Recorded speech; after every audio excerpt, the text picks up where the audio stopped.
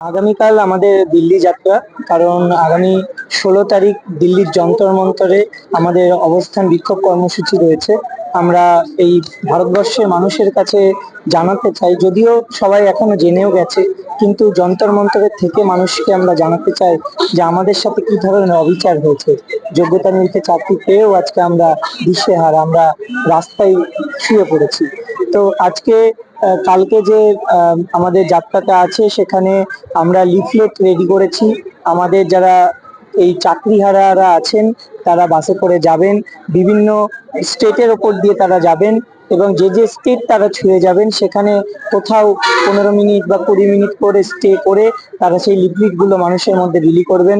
এবং সেখানে আমাদের ব্যানারও থাকবে, আমাদের প্ল্যাকার্ডও থাকবে। মানুষের কাছে আমরা জানাতে চাই যে দেশে বা রাজ্যে আমাদের এই যে শিক্ষিত হয়েও, আজকে যোগ্য হয়েও, আমরা সসম্মানে এত বছর চাকরি করেও হঠাৎ করে আমাদের মুখের গ্রাস যেন কেড়ে নেওয়া হলো, জীবনটাকে যেন শেষ করে দেওয়া হলো, এটা সবার জানা উচিত।